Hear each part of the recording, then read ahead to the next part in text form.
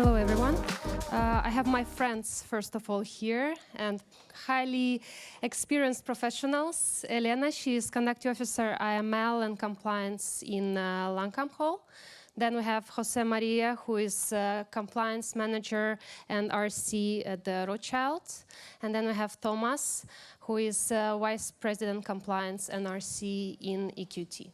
So why we wanted to gather you here and why we decided that this topic is really important is because we see that on the asset side, it's not that much covered properly by the regulation, by the CSSF, by whatever specific documents. And our AML working group in the LPEA was working hard to deliver specific guidelines, which will be then described by Thomas. And we understood that we need to kind of navigate a bit, or at least describe what is the market practice.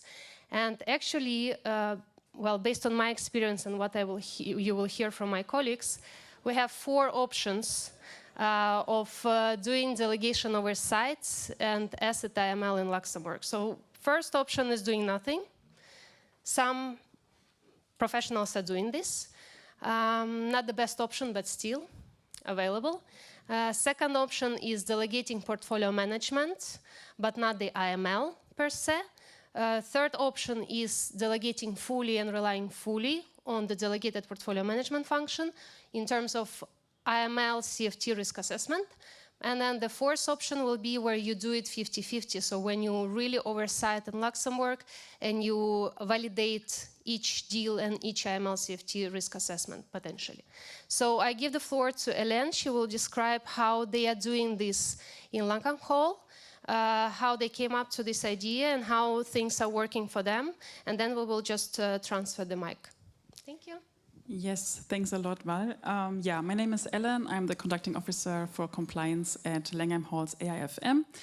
Lancome Hall is one of the few owner-led, partner-led service providers with offices around the world. And here in Luxembourg, we have admin TA services, depository services, and also third-party host AIFM services. Yes, so we are here to discuss the oversight on asset KYC delegation. As you all know, according to the AFMD and also the 18698, whenever an AIFM is delegating a function, they remain ultimately responsible for it. So this is why Lancome Hall has taken the risk-averse approach. And we keep all AML-related processes in-house, and that also goes for the asset KYC, even though we delegate the portfolio management function. So in theory and also in practice, this would look like that we are in the lead of performing the KYC and signing off on the KYC before a deal is approved. So we are basically talking sometimes even to the counterparties themselves. We are talking to deal councils, but mainly to the deal teams, working very closely with them and getting this across the line before a deal is approved eventually. Of course, this is sometimes very much appreciated by the delegated portfolio managers because, first of all, they don't have to perform the work themselves, obviously. Second, they can be sure that for their Luxembourg fund, the Luxembourg law is respected and the fund is actually operating in compliance with, because sometimes they are not familiar with how we do KYC here themselves, which is kind of strict, if I may say. And then third, they can rely on a regulated entity to lead the process. Yes, what can I say? We also do face challenges, of course, especially if there's a different jurisdiction with different AML requirements, especially if the counterparties themselves are not familiar with how we conduct KYC here in the EU or even Luxembourg. But these difficulties lead us even more to the conclusion that we cannot rely on a third party to perform KYC according to our standards. So this is why we are happy to keep it in-house, which is also quite convenient sometimes. For example, if we want to adapt quickly to regulatory changes. For example, I think on the 24th of July, there was this clarification from the CSSF regarding the controls that have to be implemented by depository services. So our depositories that we are working with reached out to us now on a constant basis to want to have clearance on KYC before a payment for a deal is approved, which was kind of new. but we were like very quickly in implementing this in our processes, and yeah, this was something that we could easily accommodate with. Yeah, that's a quick or a glimpse in our processes at Langham Hall. I'm kind of like the black sheep here, since we're not delegating the asset KYC, but yeah, I would move on or hand over to my next panelist here. Thanks a lot. First, good morning, everyone. I will give a bit of background of myself. I'm the head of compliance of Rothschild & Co Investment Managers. We are an IFM and a ManCo. We have around 26 billion of assets under management, and we are focused notably on the private equity asset class. So I will give a bit more of background and a bit more of detail of what is our model. We are notably delegating everything. So we are delegating the portfolio management activity, notably, and of course, we ensure that in any agreement that we have in place, the due diligence on the asset class is done. I will go a bit more in details, so more or less you can see what it's doing in practice. The first thing is to have a PM agreement where you specify that the obligation of the due diligence on the AML side on the assets is done. This seems very obvious, but for experience, I tell you, it's not the case. So that's the first thing. If you check the latest sanctions and then as well the SAQs and so on, the CSF is paying a lot of attention to when the due diligence is done and when the agreement is signed, to ensure that always the due diligence is performed before you sign the agreement. That seems as well very obvious, but it's not the case. And similar to the periodic due deal that you are doing, or we are doing as an IFM, because they really check that we don't take a lot of time, and they are managing a lot the timing. As a matter of fact, on the self-assessment questionnaire, they are always pointing out, and they want the dates when the due diligence was done, when the agreement was signed, and they are really picking out a lot of that. So that's a starting point that I think is important to mention. Then what we expect from our portfolio managers. So the idea is that what we are doing or overseeing our TAs on the liability side, same logic should apply here on the PM. And that's currently the case. So what we are expecting is that our portfolio managers, they are not only screening, now focusing only on the private equity asset class, and they are performing a due diligence as well, meaning that they will make a risk rating of the asset, they will collect the KYC, and they will perform the name screen. What we feel is that only the name screen against sanction list, this is something on the past and is only focusing notably on listed assets, and therefore on the private equity side, we expect something else. That's how the market is looking. Points as well to oversee. The KPIs, very important. Notably, one point as well, if you check the annual report of the CSSF, the timing.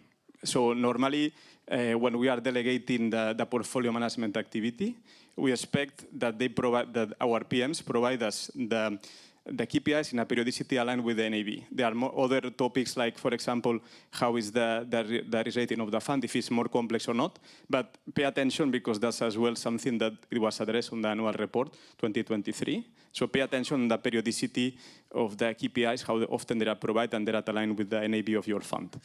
That's something to mention. After, in terms of the KPIs of the content, is at your own risk-based approach. For me, and the way we are seeing that, as the name screening is for us something that it should be only as a very basic. We are expecting that our portfolio managers are doing a proper due deal. So basically that means that they will perform a risk assessment, they will perform as well, you will have risk rating low, medium, high, and we are expecting that they have that. Meaning that on our KPIs, we will ask, for example, what is the level of high risk that you have, how many assets that you have risk ranking as low or medium, what are the due diligence applicable, number of PEPs, and so on. This seems maybe a lot of TA, but the logic is exactly the same. Because when you are delegating the liability side, for example, at the TA, you are doing that. And on the PM side, especially on the private equity, we expect the same logic. And this is something that we are expecting that is coming very soon, and it's now the feeling that the market is having, that only name screening is not enough. Another point as well, and similar as we do for our TAs, is from time to time we like to sample test our portfolio managers.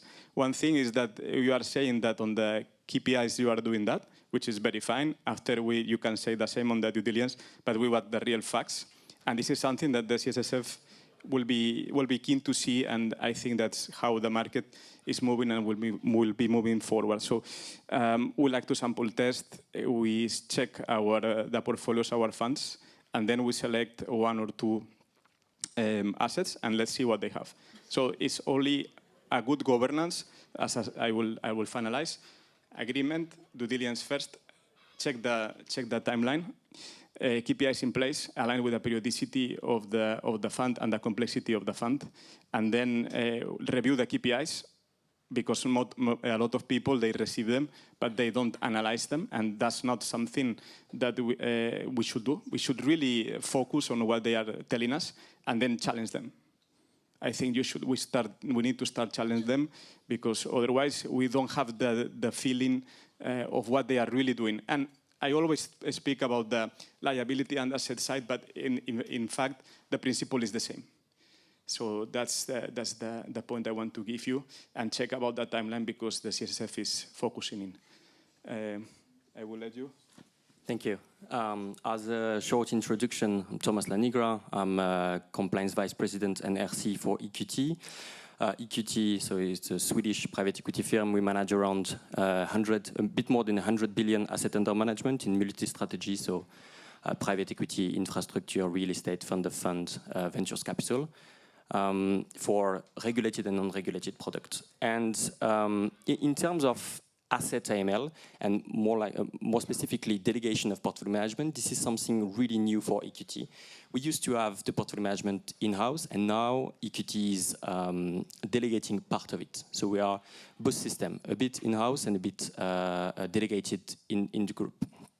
And when it comes to AML and asset, but also in compliance and more generally in life, I'm a big believer in the keep it simple, keep it short framework. Ensuring that you don't over-engineer anything, and also don't have too many cooks in the kitchen. That's kind of my motto when I try to put in place something, and this is what I try to put in place, at least for the delegation. So when we first started the discussion about delegating the portfolio management, again, really recently, what I wanted to avoid is performing gap analysis. First of all, because I don't like it, and also because it's not sometimes super efficient to do it. Because if you delegate your portfolio management to your, let's say, US investment team, they will for sure have a different investment, or they will for sure have a different risk appetite and risk-based approach than you, right? And trying to explain to them that they need to do more than what is required on their side, sometimes, it's just a lost cause. So what I decided to put in place together with the rest of the group is really simple. For EQT, we outsource the due diligence to a service provider, to Deloitte, with their tool DKYC. But DKYC, they are applying our own risk-based approach, our own risk appetite, and following our own AML policy. And we decided to do the same for the portfolio manager. So in the agreement that we have with the delegated portfolio manager, it's mentioned clearly that they will follow, step by step, the policy, the risk appetite, and the risk-based approach of the AFM. And they will use as well the same service provider, so Deloitte. And so it's a lot of explanation to do, of course, and it's a lot of, let's say, just negotiation sometimes. But as soon as this is framed into the agreement, you know that they are binded and they need to do it, right? And then for us, it's easy because we don't need to do a gap analysis. That's the first thing. We don't need to perform sample check on them. We only perform the sample check on our provider. And also, we don't need to ask for KPI, because at the very beginning of the discussion, I sat down with the rest of the investment team and I mentioned all the KPIs that I need to have.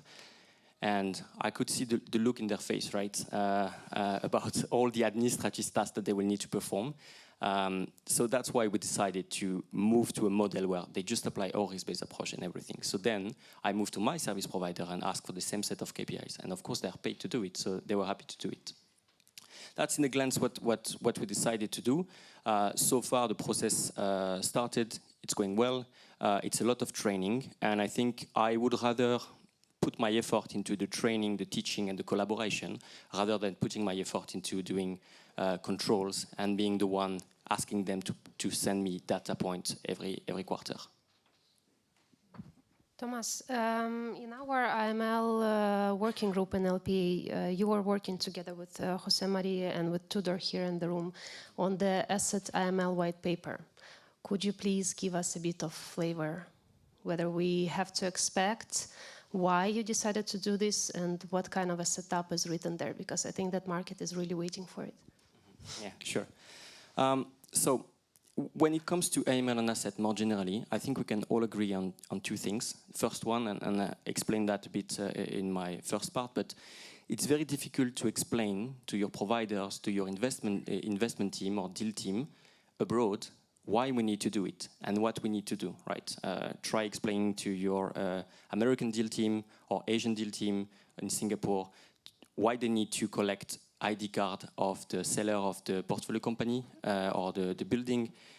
And I think we all agree that we'll have a hard time. That's the first one. And the second thing is there is a lack of detail and there is a lack of guidance sometimes. A lot of us, when we first implemented the AML on asset, we faced like a big void. We know we had to do it because it's written in the law, but that's pretty much it, right? And the whole thing started from a conversation between Tudor and I at PwC after, I think it was an AML breakfast or an AML conference, something like that. And we agreed that we need to, let's say, fill the void. And part of the participants believed that it was up to the CSSF and up to the regulator to draft a paper. But with the rest of the working group, we did not believe that. For us, it was an opportunity for the market and an opportunity for LPEA to build something for the alternative world, by the alternative world. So what we did is we gathered a panel of multiple AFM from multiple jurisdictions and from multiple as well strategy. So you have Blackstone, Apollo, Rothschild & Co, Pi Partners, CVC, and EQT coming together, so the six of us, and trying to, let's say, find a common understanding. And it was difficult, just for the six of us, to find something that we all agree on. We managed to do it. It's been, I think, a year of discussion and a year of multiple working group and a lot of discussion and a lot of, I don't want to say fight, right? But a lot of everybody believing that what they are doing sometimes is the truth. But at the end, it appeared like it was, an evidence that we needed to set what we believe is a common set of the bare minimum that we need to put in place. And this is nothing compulsory, of course, it's not the CSSF drafting it, but it's us sharing with the market what we all agree on and what we think is the best minimum you need to put in place to have something that is functional, compliant, but also efficient that you can't put in place. And this is where I was last year on the conference, on the LPEA conference, and I spoke with Guillaume Ross, and I said, look, Guillaume, the point is that we have one sentence in 2005, and we have no understanding what are the expectations. So do we have to do something, a lot, not a lot? And the answer was, we don't want to give you too much of the control. We just give you the opportunity to apply your risk-based approach. And the point is that with the risk-based approach, my risk-based approach might not be yours risk-based approach. And then it for sure might not be the CSSF risk-based approach. And then we go to the sanctions compliance, we go to the really basics, as you said, of why we are doing this. So you always have to consider why you do the Asset AML. Where is your AML exposure? Where is your CFT exposure? And this is where you need to apply really a common sense in what you are doing. So hopefully the white paper, which potentially will be issued soon by the LPEA, will give you this flavor of the common sense. Because the white paper looks globally on the deal, right? Jose, maybe you can elaborate a bit on the deal flow. Yes, so basically, as Thomas explained very well, we have 1 year discussions, a lot of discussions, I will say, very productive though. And then you see the different approaches of different people that for us, Thomas and myself, we are very aligned, but Tudor may have another point of view. So what to me is clear is that if the CSF is only mentioning on the 1869 that you need to make a due diligence on the assets, but they don't precise what it is, then it's up to us to have a risk-based approach, and that's what we are doing. I will not go very technical, but if we, as a very general basis, something acceptable is that, as I said, for the listed assets in equivalent countries, you will make an screen, and then for the unlisted assets, you will need to make something else, which is the due diligence. On the private equity side, we are very aligned, and then we will go on the full KYC, and then as well, we will have important on the buyers as well on the deal when you are making an exit, and on the sellers. And maybe when we are making the exit on the buyer, the source of funds, for example, which seems pretty obvious, but believe me, it's not so obvious when you talk with other market players. So I will say asset due diligence on the asset itself, as well on the seller, and when you are making the exit on the buyer to get the source of funds as something that makes sense. After what you are going to ask, less or more, up to you. The idea is that the white paper that we are going to put is, again, it's a guidelines. It should be interpreted as a guideline. So it's nothing that has been validated by the CSF. It's nothing that is mandatory or compulsory. It's up to you guys to decide what you want.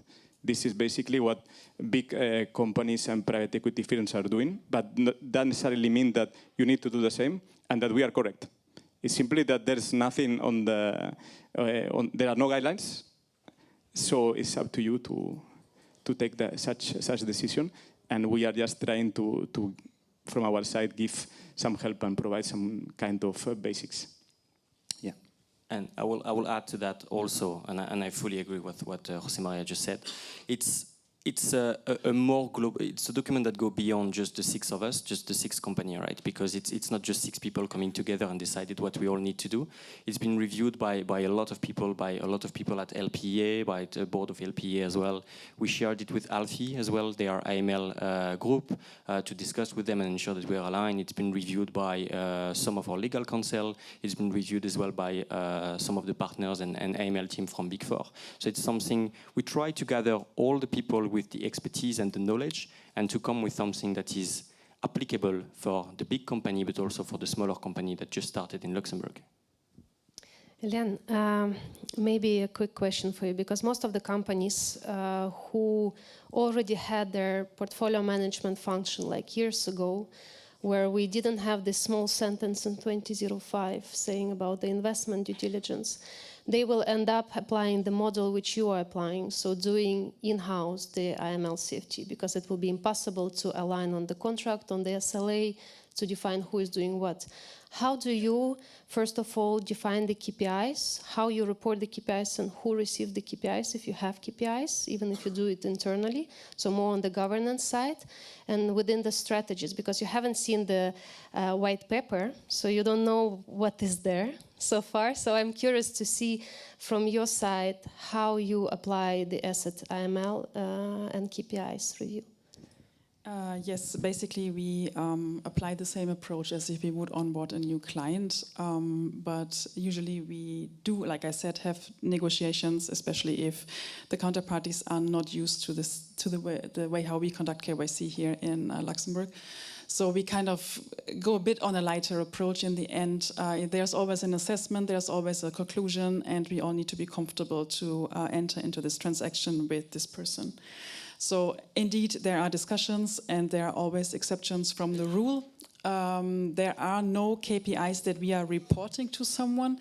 We do always inform the RC, especially if there's a high-risk transaction that we would approve or validate in this sense. And we also include the RR if necessary. These are, like, again, exceptions from the rule. And if these kinds of things happening, then we would also even include external experts to perform a check on something. Like I said, in the end, everyone needs to be comfortable to enter in this transaction. It's always good to have an assessment. It's always good to have a conclusion, a risk scoring at the end, signing off on it, and yeah, signing off on it, especially from all parties involved, be it the portfolio management team, even if it's in-house or delegated, be it the board, the RRC. Worst case, we include all of them, and if everybody's fine with entering into this transaction, then we would go ahead. Yeah. But compliance never has the final say, right? We can only raise what we find, and we can only present our findings, table them, write like an assessment and a conclusion in the end. But the discussion or the decision is taken somewhere else, PM or board level then. Yeah. Thank you.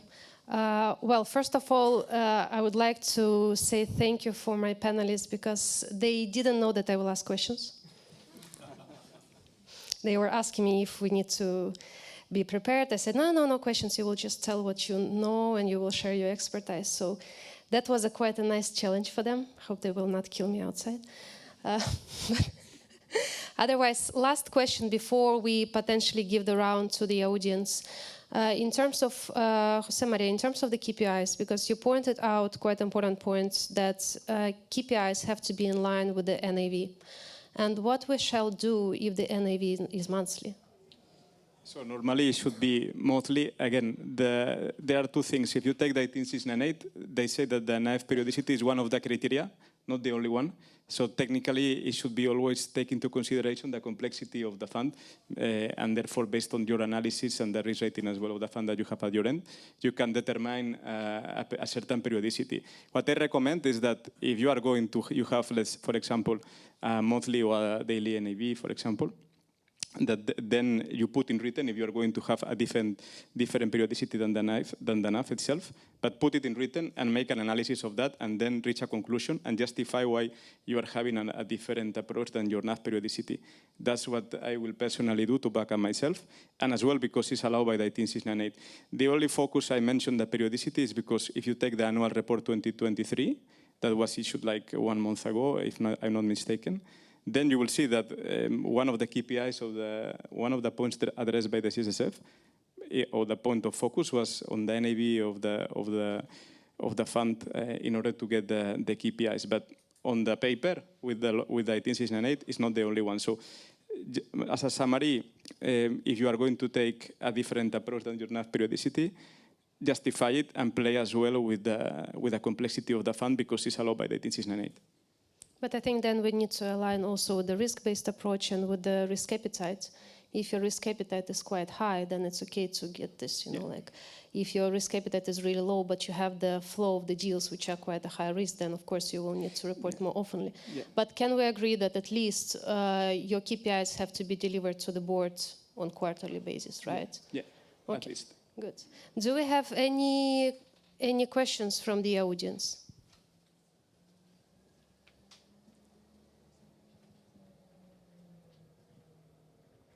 Hi, Tom Bevan from M&G Investments. I'm not in the AML space specifically, but certainly in the first-line risk and controls side of things for Europe. And one of the challenges we have is the risk appetite versus the actual determination of risk. And I think that I'm curious to know how you determine risk, certainly in the asset space and the different sectors. Do you look at it on a sector basis? Do you look at it on a jurisdictional basis? Because that's where a lot of the AML sort of determination for risk comes from. What are the things that then help you to measure that? Because then that plays into the risk appetite statement and the decision making. How you like? You can take it. So when it comes to defining the risk, so 4 years ago when we hired Deloitte, it was one of the first questions to ensure that each asset is properly risk scored. And of course, it's different depending on the strategy. Because, for example, if you look at real estate, there is no asset per se that needs to be scored, right? So the risk will mainly be on the seller. Then it's up to the risk-based approach of the AFM to define what they want to take into consideration. I can give you my example, for example. I take into consideration the seller and or the buyer, if I'm selling or buying an asset, which is the main criteria, of course, for real estate, but only one of the criteria for the other strategy. and then I look at the asset. But I don't look at necessarily at the company that we are buying. I look at the company we are buying and the operating company, because sometimes the fund is just buying a holding structure, which makes absolutely no sense to risk score it from an AML perspective. So then you look at the industry, you look at also the related party revolving around this company, meaning the UBO, the current UBO before you buy it. You look as well at the board members, you look at the signatories, you look at the countries where they are involved, and at the shareholding structure. You look at that and then you define how deep you want to go in terms of collecting evidence and in terms of taking that into consideration for your risk-based approach.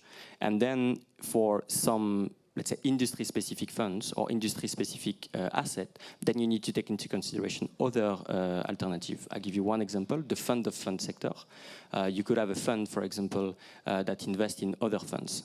Then it's up to you to decide if you want to do a look-through or if you want to rely on the AFM or on the MANCO, which I highly recommend choosing option 2, of course, as long as you can prove that they have similar, if not the same, but similar obligation than you, and they are applying similar stuff. You can use AML letter, you can review their policy, that's up to you.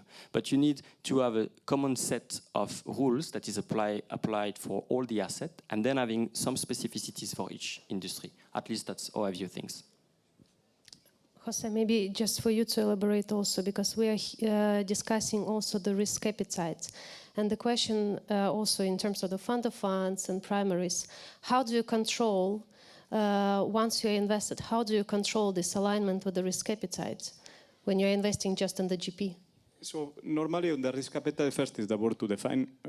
We will keep it simple, like sanctioned persons and very high-risk jurisdictions. And is this the same that I do with my TAs? I share it with my PMs. So, guys, this is my risk appetite. You cannot invest in these jurisdictions, and you cannot invest in sanctioned entities. It seems obvious, but that's what we are doing, both at the asset and the liability side. So we always share our risk appetite with them, and we get the confirmation that they have read and understood, and then we take it from there. Any other questions? Hi. We need to press. Hello. Hi, it's Andrea from SwanCap. We're actually an investor in some of the EQT funds. So maybe the question is for Thomas, but for the panel. I was wondering if you could provide us some examples of transactions that were rejected on AML grounds and what was wrong in that case. And also whether you think you have the ability to go beyond the information, the documents that are provided to you, so you have alternative ways to source data information inside that might allow you to take a different view from what is presented initially by the deal team or the counterparty or the seller. Sure. Well, first of all, so much pressure for an investor. But Conflict of interest. Yeah, exactly. Well, so that all comes down to governance. The good thing with the investment process we have with EQT is the step in the investment process allow us to tackle this kind of issue super early in the process, all the way to the new deal committee, or sometimes even before it came to the investment advisor. So the way I tackle this and the way I ensure nothing comes to the AFMs that will not be accepted is by having a very transparent discussion with the deal team and with the investment services team. And I tell them, very honestly, stuff like, if you want to invest in this specific country or in this specific sector, this will not be possible, or this will be just a hassle. And then I also review some of the side letter that we have with the investor to ensure that every restriction that we have in place from a regulatory perspective, but also from a legal perspective, is well understood by them. And then I avoid having some cases where I need to reject an investment, for example, because it's picked up super, super early. Does that answer your question? I will add just, and you will finish quicker. If you share your risk appetite policy and the guys, they sign that they are going to comply with it, it's done. Because they know what they can do and what they cannot. So if you share that at the early stage, you will not have normally this problem. Very simple.